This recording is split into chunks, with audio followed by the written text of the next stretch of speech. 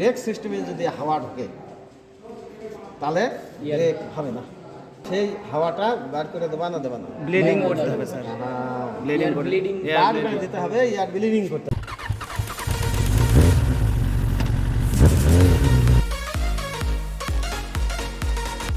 এটা adjusting screw. এই জিনিসটা তোমার কিভাবে ব্রেক হয়, যখন ওখানে ব্রেক পেডেলে চাপ দেওয়া হয়, এটা কি হুইল সিলিন্ডার স্যার। এটা এর দুটো হচ্ছে অ্যাক্সেটিং পিন বলা হয়। এটা দুই দিকে সরে যায়, যে ওই ড্রামের সাথে আটকে যায়, বুঝতে পারছো? তবে এই সাইডে আটকে যায়। এটা হচ্ছে লাইনার, এটা হচ্ছে হুইল সিলিন্ডার, আর এটা হচ্ছে যে লোহার যেটা এটা শু, আর এটা লাইনিং। এটা কিসের তৈরি? অ্যাডজাস্টারের। হ্যাঁ, অ্যাডজাস্ট করা হয়।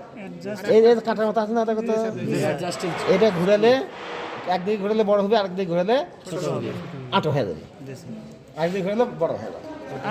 রিটার্নিং স্প্রিং, ওইটা অ্যাঙ্কার পিন, এই যে রিটার্নিং স্প্রিং, এগুলো আটকানো আছে, অ্যাঙ্কার পিন দিয়ে আটকানো আছে। সার্ভিসিংটা এর কাজ কি? নিয়ন্ত্রণ করা স্যার। তো এটার এখন প্রথম হচ্ছে ত্রুটিটা কি, কি দোষ ত্রুটি হলো? দোষ ত্রুটি হচ্ছে ডাস্ট কভার মানে ধুলাবালি, এই পাশে রাবার দেওয়া থাকে, ধুলাবালি না যায়। এর যদি নাই তো এটা না থাকলে বা নষ্ট হয়ে গেলে দিলে।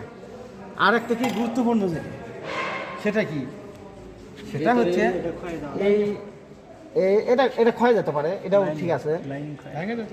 কোনো কারণে তুমি ব্রেক পেডেলে চাপ দিছো কিন্তু ব্রেক হচ্ছে না, বলো তো কি জন্য হচ্ছে না? এর উপরে হচ্ছে লুব্রিকেটিং করতে হবে। এখানে কি থাকবে? ওই ব্রেক ডামের ওখানে থাকবে, এইভাবে ঠেকে থাকবে। এই ফাঁকাটা মনে করো সামান্য একটু থাকবে, কিন্তু এত দূর ফাঁকা হয়, চাপ দিয়ে স্যার আসলেও কিন্তু আর ঠিকলই নেই, তাহলে ব্রেক হবে না। তাহলে কি করতে হবে? অ্যাডজাস্ট করতে হবে। আচ্ছা, সেটা অ্যাডজাস্ট করবে। আবার এমনও হতে পারে এখানে তো ড্রাম দিলে, ড্রাম দেওয়া চাকা লাগালা, চাকা ঘুরাও আটকে গেছে, মানে ঠিক আছে, জ্যাম হয়ে আছে, তাহলে কি করতে হবে? একটা আটো করে দিতে হবে। এর অ্যাডজাস্টিং স্ক্রু দিয়ে, অনেক সময় ছিদ্র থাকে, ছিদ্র থাকে ওইখানে, স্ক্রু ড্রাইভারের মাথা দিয়ে, হ্যাঁ, এদিকে কিন্তু ছিদ্র থাকে। তাহলে সার্ভিসিং কি বুঝতে পারছো? লাইনিং ক্ষয় যেতে পারে, এটা ছোট হয়ে গেছে, ব্রেক ধরতেছে না, বড় হয়ে গেছে, ঠিক আছে, ব্রেক হয়ে গেছে, তাহলে তোমরা সেটা অ্যাডজাস্ট করতে পারো। এই দুটো হচ্ছে আটন নরমাল করা যাবে না, এই দুটো ওষার বা আটো করা যাবে। ব্রেক সিস্টেমে যদি হাওয়া ঢোকে তাহলে ব্রেক হবে না, ওদের সামান্য একটু হবে, লুজ হয়ে যাবে, তাহলে সেই হাওয়াটা বার করে দেবা না দেবা না? ব্লিডিং করতে হবে স্যার, ব্লিডিং বার করে দিতে হবে, এয়ার ব্লিডিং করতে হবে। এটার নাম কি? Air bleeding sir. Air bleeding করতে হবে। আর এয়ার মানে কি? বাতাস। জি স্যার। তো বাতাসকে যদি বার হয়ে যা বললে তার বার হবে না। জি স্যার। তাহলে কি করতে হবে? বার করার জন্য দুইজন মানুষ লাগবে, দুটো ছেলে লাগবে। তো একজন এখানে বসে থাকবে ড্রাইভিং সিটে, আর একজন এখানে রেডি হয়ে বসে থাকবে। এখন ওকে বলবে তুমি ওই ব্রেক পেডেল আছে না, এর চাপ দাও, কয়েকবার চাপ দেয়া, নিচের দিকে চাপ দিয়ে ধরে থাকে, অর্থাৎ ব্রেক করে যেরকম ধরে থাকে। তারপরে ও এখন একে বলবে, এ তো ওকে বলছে, ও এখন একে বলবে যে তুমি এই পাশে একটা নিপুল আছে, এই নিপুল ঢিলে দাও।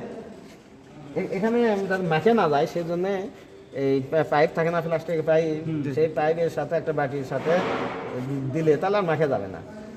সেটা করে নিলে ভালো, না করে নিলে বলবে যে ভালো পারলো না। ঢিলে দিলে এই দিক দিয়ে ব্রেক অয়েলও পড়বে, তার সাথে বুদবুদ করে বাতাসের ঘুটিও যাবে, বুঝতে পারছো? তারপরে পড়ে যাতে যাতে থেমে যাও গেল, তখন টাইট দেবে, টাইট দেয়। এখন আপনি বলবে তুমি আবার এরকম করো, এরকম করে পাতে ধরে থাকো। অবশ্যই ঠিক আছে, পাতে ধরছি, একে বলবে যে তুমি ঢিলে দাও, তো ঢিলে দিল, ওইরকমভাবে ব্রেক অয়েলও পড়লো, তার সাথে বাতাসও পড়লো। জি স্যার। এইরকম করে কয়েকবার করবে, করতে করতে এক সময় দেখবে কি এ সারে দিচ্ছে ঠিকই, ওই বাতাস বার হয় না, শুধু বের কয়েন। তাহলে কি বোঝা গেল? বাতাস বের হয়ে গেছে। বের হয়ে গেছে বাতাস নয়। এইটা হচ্ছে সার্ভিসিং।